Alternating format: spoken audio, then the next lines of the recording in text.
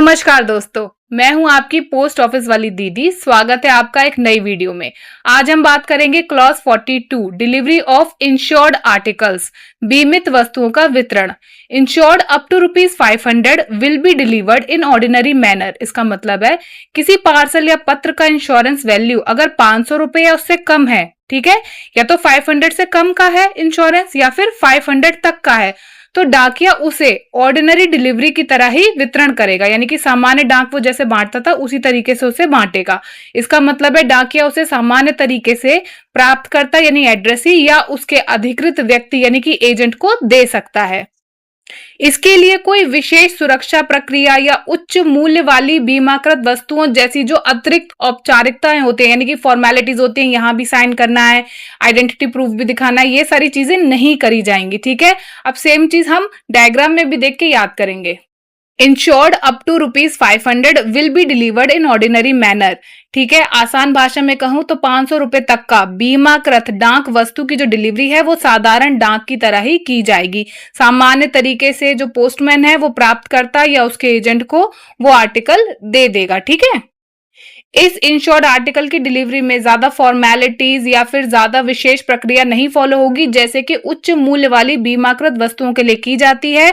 ठीक है, एक सिंपल सा एग्जांपल देते हैं कि जैसा कि आपको एक बॉक्स दिखाई दे रहा है, एक पार्सल आया जिसका इंश्योर्ड वैल्यू लगभग 500 रुपीज तक का था, तो डाकिया क्या गया, एड्रेसी के घर गया और उसे डिलीवर कर दिया। ठीक है, ये बात आपको याद रखनी है। इमेज में देख के शॉर्ट ट्रिक से याद करिए, अगर इंश्योरेंस वैल्यू 500 तक की है तो ऑर्डिनरी डिलीवरी, और अगर इंश्योरेंस वैल्यू 500 से अधिक की है तो स्पेशल डिलीवरी रूल्स फॉलो होंगे। ओके, अब बढ़ते हैं नेक्स्ट पॉइंट की तरफ। Insured for more than ₹500 will be delivered at the post office window, यानी कि अगर जो पार्सल है या पत्र है उसका जो इंश्योरेंस वैल्यू है वो 500 रुपए से अधिक मूल्य का है तो उसका जो वितरण है यानी कि उसकी जो डिलीवरी है वो केवल डाकघर की खिड़की पर ही की जाएगी। ठीक है, जैसा कि आप इमेज में देख सकते हैं।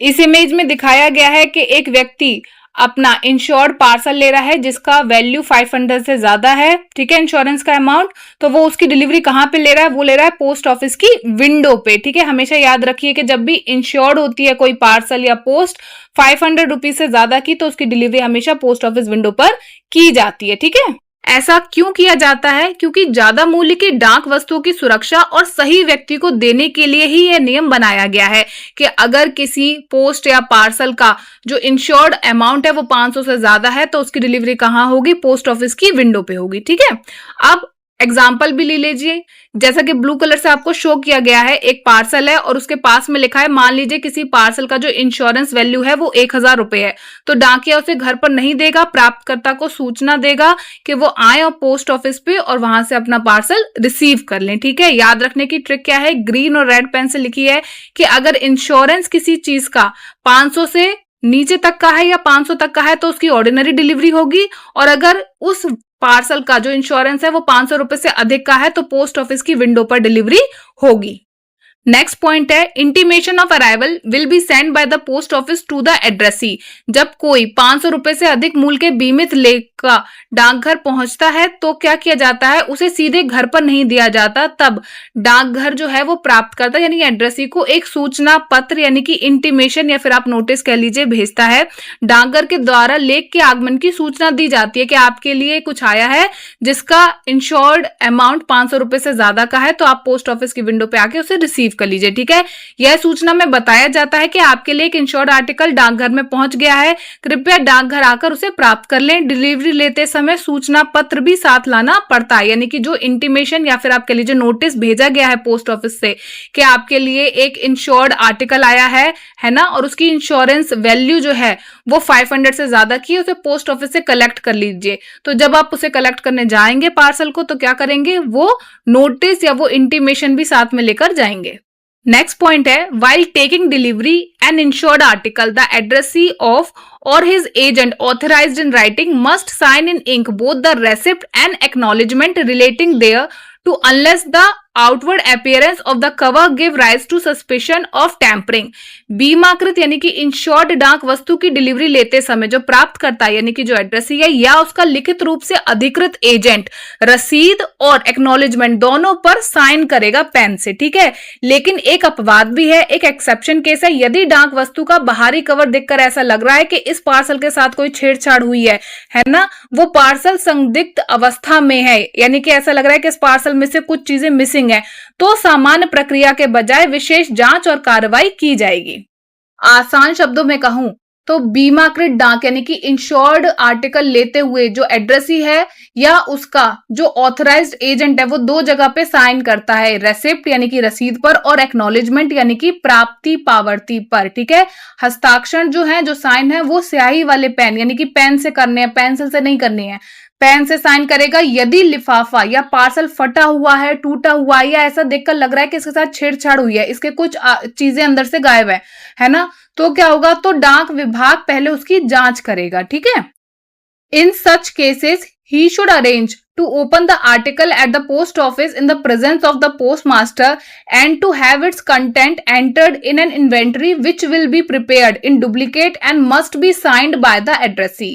अगर इंश्योर्ड डाक वस्तु का कवर देखकर ऐसा लग रहा है कि छेड़छाड़ हुई है उस आर्टिकल के साथ, है ना, ऐसा संदेह होता है प्राप्तकर्ता को, तो वो क्या करेगा, वह डाकघर में ही पोस्ट मास्टर की उपस्थिति में उस वस्तु को खुलवाएगा। ठीक है, इसके बाद क्या होगा, पार्सल या लेटर के अंदर मौजूद सभी सामान का जो विवरण है यानी कि जो इन्वेंट्री है उसे तैयार किया जाएगा। यानी कि वो पार्सल ऐसा लग रहा था डैमेज है, टूटा हुआ है, तो उसे खोला गया पोस्ट मास्टर की उपस्थिति में, जो भी सामान उसके अंदर निकला क्या किया, उसे दो जगह नोट किया, यानी कि एक कागज पे नोट किया और उसके नीचे कार्बन कॉपी लगा दी ताकि इसकी दो कॉपी बन जाए। ठीक है, दोनों कॉपियों पर प्राप्तकर्ता के साइन भी कराना बहुत जरूरी है। ठीक है, अब सेम चीज हम डायग्राम देख के और अच्छे से समझेंगे। ठीक है, ऐसा लगता है कि किसी बीमाकृत डाक वस्तु है, उसके साथ छेड़छाड़ हुई है, उस पार्सल में से कुछ मिसिंग है, तो क्या किया जाएगा, फर्स्ट चीज है कवर देखकर अगर छेड़छाड़ होने का संदेह होता है, तो अगर कवर फटा हुआ है या संदिग्ध अवस्था में है, ठीक है, तो सामान्य डिलीवरी नहीं करी जाएगी।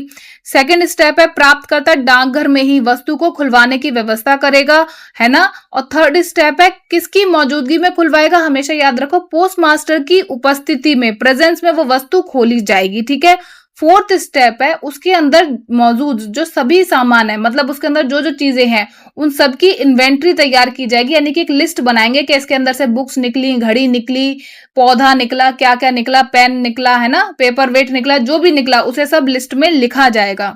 और फिफ्थ स्टेप है यह जो सूची बन रही है, जो इन्वेंट्री बन रही है, इसकी दो कॉपियां होंगी। ठीक है, यानी कि एक तो लिस्ट बनाई और एक उसकी डुप्लीकेट कॉपी होगी, फोटो स्टेट भी हो सकती है या कार्बन लगा के भी बनाई जा सकती है। ठीक है, तो इस इन्वेंट्री की दो डुप्लीकेट कॉपियां होंगी, दोनों प्रतियों पर प्राप्तकर्ता यानी कि एड्रेसी के साइन करवाए जाएंगे। ठीक है, ये जरूरी है। ठीक है, तो एक लाइन में आप याद रखिए, कभी भी संदिग्ध बीमाकृत डाक वस्तु है तो डाकघर में ही उसे ओपन किया जाएगा पोस्ट मास्टर सर की उपस्थिति में, और उसके अंदर की जो वस्तुएं हैं उन्हें दो प्रतियों में एक सूची बनाई जाएगी, लिस्ट, और उस पर प्राप्तकर्ता के हस्ताक्षर लिए जाएंगे। ठीक है, अब बढ़ते हैं नेक्स्ट पॉइंट की तरफ। One copy of the signed inventory will be forwarded by the post office to the sender with unsigned acknowledgement attached to it। जब संदिग्ध बीमाकृत डाक वस्तु खोली जाती है और उसके अंदर के सामान की सूची तैयार करी जाती है, तो प्राप्तकर्ता के हस्ताक्षर करा लिए जाते हैं दोनों कॉपियों पे लिस्ट के। ठीक है, तब क्या हो जाता है कि एक कॉपी उनमें से, ठीक है, एक प्रति को क्या करता है पोस्ट ऑफिस, प्रेषक को यानी कि सेंडर को भेज देता है। ठीक है, उसके साथ एक एक्नॉलेजमेंट यानी कि प्राप्ति पावती भी साथ में अटैच कर दी जाती है, जिस पर अभी तक किसी के भी हस्ताक्षर नहीं होते हैं। ठीक है, अनसाइंड एक्नॉलेजमेंट भी साथ में भेज दिया जाता है। आसान शब्दों में कहूं तो डाकघर में जब पार्सल खोला गया, सामान की सूची बनाई गई, प्राप्तकर्ता ने उस सूची पर साइन करे, दो सूची बनाई जाती है। ठीक है, एक लिस्ट और एक उसकी डुप्लीकेट फोटोस्टेट। ठीक है, अब जो दोनों उसने लिस्टों पे साइन कर दिया, उनमें से एक लिस्ट जो है वो सेंडर को भेजी जाती है और उसके साथ ही एक एक्नॉलेजमेंट भी भेजा जाता है जिस पर किसी के भी साइन नहीं हो रहे होते हैं, ताकि वो सेंडर, देखो जिसने सामान भेजा है वही तो एक्चुअल में बता सकता है कि मैंने कितना क्या भेजा है ना, तो इसलिए उसके साथ क्या किया जाता है, एक तो लिस्ट की कॉपी के आपने जो पार्सल भेजा था वो थोड़ा डैमेज पहुंचा था, उसमें ये निकला है, ये लिस्ट गई साथ में, और एक एक्नॉलेजमेंट गया जिसपे किसी के भी साइन नहीं हो रहे थे। ये किसको भेजा जाता है, सेंडर को भेजा जाता है पोस्ट ऑफिस के द्वारा। अब नेक्स्ट पॉइंट देखते हैं। In case the addressee or his agent is not known to the staff of the post office from which the insured article is to be delivered, the identification of the addressee or his agent by a person known to the post office staff or production of evidence which will establish his identity to the satisfaction of the postmaster will be necessary if so required by the delivering post office official. Okay, इसका मतलब है यदि बीमाकृत यानी कि insured डाक लेने वाला जो व्यक्ति है या उसका जो ऑथराइज्ड एजेंट है डाकघर के कर्मचारियों की पहचान में नहीं है, यानी कि वो लोग उसे नहीं पहचानते, तो डाक देने से पहले उसकी पहचान की पुष्टि करना आवश्यक होगा कि क्या हम सही व्यक्ति को ही डाक दे रहे हैं, क्योंकि जो इंश्योर्ड आर्टिकल है उसकी वैल्यू जो है वो ज्यादा है ना। इसके लिए कोई ऐसा व्यक्ति जिसे डाकघर के कर्मचारी अच्छे से जानते हो उस व्यक्ति की पहचान की पुष्टि कर सकता है कि अरे मैं इसे बहुत अच्छे से जानता हूं, ये यही व्यक्ति है जिसके लिए ये आर्टिकल आया है, ठीक है। या फिर वो एड्रेस ही अपना कोई पहचान प्रमाण पत्र दिखा सकता है, जैसे कि अपना Aadhaar card, voter card, driving licence, कुछ ऐसा दिखा सकता है जिससे पोस्ट मास्टर उसकी पहचान से सेटिस्फाई हो जाए, संतुष्ट हो जाए कि सही व्यक्ति को ही इंश्योर्ड पार्सल दिया जा रहा है, ठीक है। यदि वितरण करने वाला डाक कर्मचारी ऐसा आवश्यक समझे तभी वह पहचान सत्यापन किया जाएगा। अगर जो डाक कर्मचारी है उसे डाउट हो रहा है कि ये वही व्यक्ति है जिसके लिए पार्सल आया है, तब वो ऐसा करेगा, ठीक है। या तो किसी की गवाही ले लेगा या फिर क्या करेगा, पहचान पत्र देख लेगा। उदाहरण लेते हैं, राम के नाम पे एक बीमाकृत पार्सल आया जिसका जो इंश्योर्ड वैल्यू था वो 10,000 रुपए था। डाकघर के कर्मचारी राम को नहीं जानते, तब क्या हुआ, राम को अपना आधार कार्ड दिखाना होगा कि मैं ही राम हूं, है ना। या फिर किसी ऐसे व्यक्ति को साथ लेकर वो आए जिसे डाकघर के कर्मचारी अच्छे से पहचानते हो और वो व्यक्ति ये विटनेस करे, वो गवाही दे कि मैं इसे जानता हूं, यही राम है जिसके लिए ये बीमाकृत पार्सल आया है। अब सेम चीज हम डायग्राम में भी देख के समझेंगे। जब भी कोई इंश्योर्ड आर्टिकल आता है, एड्रेसी या उसके एजेंट को डिलीवर करने से पहले डाकघर के कर्मचारी ये सुनिश्चित करते हैं कि ये सही व्यक्ति है, ठीक है, जिसके लिए ये आर्टिकल आया है। तो पहचान की पुष्टि करने के दो तरीके हैं। पहला तरीका तो ये है कि कोई ऐसा व्यक्ति जिसे पोस्ट ऑफिस के कर्मचारी यानी कि स्टाफ अच्छे से जानता हो, वो आके पहचान दे कि हाँ यही राम है, मैं इसे बहुत अच्छे से जानता हूं, ठीक है। तो वो व्यक्ति विटनेस दे, ठीक है, कि मैं इसे जानता हूं, ठीक है। या फिर दूसरा तरीका क्या है कि राम अपना पहचान का प्रमाण दे, वो अपना आधार कार्ड दिखा सकता है, वोटर आईडी दिखा सकता है, पासपोर्ट दिखा सकता है, ड्राइविंग लाइसेंस दिखा सकता है, कुछ ऐसा ऑफिशियल चीज दिखा सकता है जो उसकी पहचान का प्रमाण हो, ठीक है। नोट करिए, यह प्रक्रिया केवल तभी की जाएगी जब वितरण करने वाला डाक कर्मचारी इसे आवश्यक समझे और पोस्ट मास्टर उसकी पहचान से संतुष्ट हो जाए। यानी कि वैसे हर जब इंश्योर्ड पार्सल आता है तब ये प्रक्रिया नहीं करी जाती, लेकिन अगर मान लो पोस्ट ऑफिस स्टाफ को थोड़ा सा भी अगर डाउट होता है कि ये सही व्यक्ति नहीं है तो वो उससे उसकी पहचान का प्रमाण मांग सकते हैं, ठीक है। अब बढ़ते हैं नेक्स्ट पॉइंट की तरफ। Note, when an insured article issued for delivery is not accepted by the addressee, it will not be sent out for a second time. An intimation of its arrival will be made over to addressee. An article will be delivered at the post office on presentation of intimation with receipt and acknowledgement duly signed. If addressee omit to take delivery within the time specified in the intimation, it will be returned to sender as refused. इसका मतलब है यदि कोई insured article वितरण के लिए भेजा गया है और जो एड्रेसी है उसे लेने से मना कर देता है, ठीक है, यानी कि फर्स्ट डे क्या हुआ, पोस्टमैन इंश्योर्ड आर्टिकल को लेके गया लेकिन एड्रेसी घर पे नहीं था या कोई भी कारण रहा हो, है ना, वो नहीं ले पाया, तो दूसरी बार वितरण के लिए जो बीमाकृत डाक है यानी कि इंश्योर्ड आर्टिकल है उसे पोस्ट ऑफिस से बाहर नहीं भेजा जाएगा, ठीक है। फर्स्ट टाइम तो पोस्टमैन ने ट्राई किया था, सेकंड टाइम वो नहीं करेगा। और दूसरी बात क्या है, जैसा कि हमने इससे पहले जस्ट पढ़ा है कि 500 रुपए तक का अगर इंश्योर्ड आर्टिकल है तो क्या करेगा, पोस्टमैन घर देने जाएगा, लेकिन अगर उसकी इंश्योर्ड वैल्यू 500 से ज्यादा है तो वैसे ही वो पोस्ट ऑफिस से बाहर आर्टिकल नहीं जाएगा, उस व्यक्ति को ही पोस्ट ऑफिस विंडो पर बुलाया जाएगा, ठीक है। तो यहाँ वही सिमिलर पॉइंट समझाया है कि यानी कि कोई इंश्योर्ड आर्टिकल है कि वितरण के लिए पोस्टमैन द्वारा गया, ठीक है, लेकिन उसकी वैल्यू 500 रुपए से कम थी, पहली बार एड्रेसी ने नहीं लिया, वो उपलब्ध नहीं था, शहर से बाहर था, कोई भी कारण रहा हो, तो दूसरी बार उसे वितरण के लिए बाहर नहीं भेजा जाएगा पोस्ट ऑफिस से। क्या किया जाएगा, प्राप्तकर्ता को डाकघर से एक सूचना पत्र यानी कि इंटीमेशन दिया जाएगा कि उसके लिए एक बीमाकृत डाक वस्तु है जो डाकघर में उपलब्ध है, वो आकर उसे पोस्ट ऑफिस विंडो से कलेक्ट कर सकता है, ठीक है। अच्छा, नेक्स्ट स्टेप कहता है कि जो एड्रेस है उसे वह सूचना पत्र यानी कि वो इंटीमेशन का जो नोटिस है वो, ठीक है, अब जब वो आएगा पोस्ट ऑफिस तो एक तो वो इंटीमेशन लेटर लाएगा, फिर जो रेसिप्ट होता है यानी कि जिसपे साइन करवा के डिलीवरी दी जाती है उस पे साइन करेगा और एक्नॉलेजमेंट पर भी साइन करेगा, ठीक है। उसके बाद ही वो आर्टिकल को रिसीव कर सकता है। सेम पॉइंट यहाँ पे लिखा भी हुआ है कि उसके बाद ही डाकघर की खिड़की यानी कि पोस्ट ऑफिस विंडो से डाक की डिलीवरी की जाएगी, ठीक है। यदि प्राप्तकर्ता सूचना पत्र में बताए गए समय सीमा के भीतर डाक लेने नहीं आता है तो उस डाक को रिफ्यूज्ड यानी कि स्वीकार करने से मना किया, स्वीकार करने से इनकार किया, है ना, इस तरीके का रिमार्क लगा के प्रेषक यानी कि सेंडर को ही वापस भेज दिया जाएगा।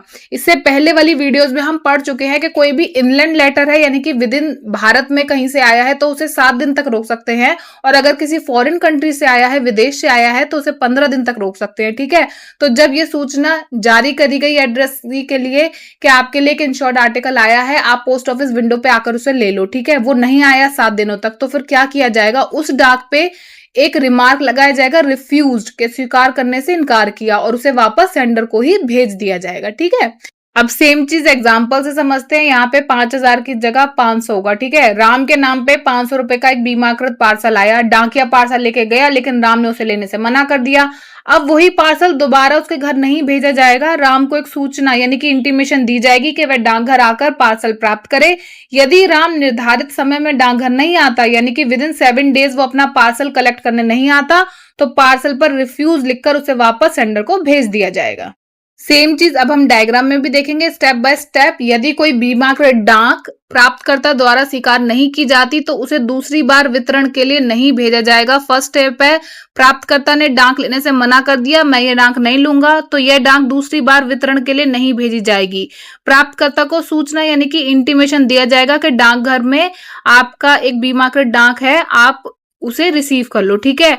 आवश्यक दस्तावेज लेकर वो डाक प्राप्त करने पहुंच सकता है, यानी कि उसे एक तो जो इंटीमेशन लेटर मिला है वो लेके जाएगा, रसीद और एक्नॉलेजमेंट उन पे साइन करेगा और अपना आर्टिकल पोस्ट ऑफिस विंडो से कलेक्ट कर लेगा। और अगर नहीं करता है तो क्या होगा, स्टेप 4 में देखिए, जो निर्धारित समय है यानी कि 7 दिन का समय है, उस दिन तक उसने अपना इंश्योर्ड पार्सल नहीं लिया तो फिर क्या किया जाएगा, 7 दिन बाद उसी पार्सल पे रिफ्यूज्ड का रिमार्क लगाकर यानी कि लेने से इनकार किया, इस तरह का रिमार्क लगाकर वापस सेंडर को भेज दिया जाएगा। अब सेम चीज को डायग्राम में देखिए एग्जाम्पल, ठीक है। एक इंश्योर्ड आर्टिकल आया राम के लिए, ठीक है, डाकिया पार्सल लेके गया लेकिन राम ने बोला मैं इसे आज नहीं रिसीव कर सकता, ठीक है। तो पोस्टमैन ने क्या किया, उस इंश्योर्ड आर्टिकल को वापस पोस्ट ऑफिस लेके गया। अब वो डेली उसे आर्टिकल को लेके राम के पास नहीं जाएगा, उसने राम के पास एक इंटीमेशन लेटर पहुंचा दिया कि आपका इंश्योर्ड आर्टिकल पोस्ट ऑफिस में रखा है, पोस्ट ऑफिस विंडो पर आके उसे कलेक्ट कर लीजिए, ठीक है। और 7 दिन तक वो जो पार्सल है वो पोस्ट ऑफिस में रहा, लेकिन अगर 7 दिन तक राम ने वो पार्सल क्लेम नहीं किया, वो उसे लेने नहीं आया एक्नॉलेजमेंट, रेसिप्ट और इंटीमेशन लेटर के साथ, तो फिर क्या किया जाएगा, उस पर रिफ्यूज्ड का रिमार्क लगा के उसे वापस सेंडर को भेज दिया जाएगा। नेक्स्ट पॉइंट है, when receipt plus acknowledgement duly signed together with intimation presented by addressee or his agent at post office, place his sign on intimation in presence of delivery assistant of post office and surrender intimation to post office if delivery is taken।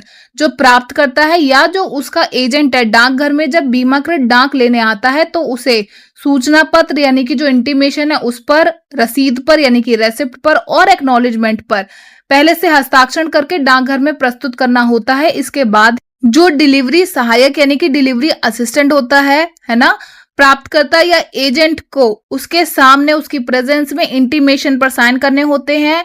यदि डाक की delivery ले ली जाती है तो यह सूचना पत्र डाकघर में जमा यानी कि सरेंडर करना होता है। तो हमेशा याद रखिए कि इंटीमेशन, रेसिप्ट और एक्नॉलेजमेंट प्रस्तुत करना आवश्यक है। इंटीमेशन पर जो हस्ताक्षर होते हैं वो डिलीवरी एजेंट के उपस्थिति में यानी कि उसके सामने होते हैं, और डाक प्राप्त करने के बाद इंटीमेशन का जो वो पेपर होता है ना, वो डाकघर में ही जमा कर दिया जाता है। अब सेम चीज को डायग्राम में देख के अच्छे से याद करेंगे। जब प्राप्तकर्ता या उसका एजेंट इंटीमेशन के साथ रसीद और एक्नॉलेजमेंट पर किए हुए हस्ताक्षर सहित डाकघर में प्रस्तुत होता है तो उसे 3 चीजें लानी होती हैं, ठीक है। एक तो इंटीमेशन यानी कि सूचना पत्र, एक रसीद और एक्नॉलेजमेंट। तो ये 3 पेपर के साथ जब वो आता है तो वो जो इंटीमेशन वाला पेपर होता है ना, उस पर वो साइन किसकी मौजूदगी में करता है? जो भी पोस्ट ऑफिस का स्टाफ होता है ना, डिलीवरी उसके सामने करता है साइन। ठीक है। नेक्स्ट पॉइंट है, यदि डाक की डिलीवरी ली जाती है तो सूचना पत्र यानी कि जो इंटीमेशन है डाकघर को सौंप दिया जाता है। ठीक है। तो उसने डाक प्राप्त कर ली है, वो जो इंटीमेशन लेटर है वो पोस्ट ऑफिस कर्मचारी को ही दे देगा। ठीक है। इसके बाद जो उसका इंश्योर्ड आर्टिकल है वो लेके वो व्यक्ति घर अपने जा सकता है। ठीक है। तो यहाँ पे महत्वपूर्ण बिंदु हैं, जो इंपॉर्टेंट पॉइंट है वो ये है कि रेसिप्ट और एक्नॉलेजमेंट पर पहले से हस्ताक्षर किए हुए होने चाहिए, और जो इंटीमेशन वाला पेपर है उस पर हस्ताक्षर किए जाते हैं डिलीवरी सहायक यानी कि डिलीवरी असिस्टेंट की उपस्थिति में। डाक प्राप्त करने के बाद जो इंटीमेशन है वो डाकघर में जमा करा दिया जाता है। ये पूरा प्रोसेस है और इसी के बाद डिलीवरी पूरी मानी जाएगी। ओके, इस वीडियो में इतना ही। अंत तक देखने के लिए शुक्रिया।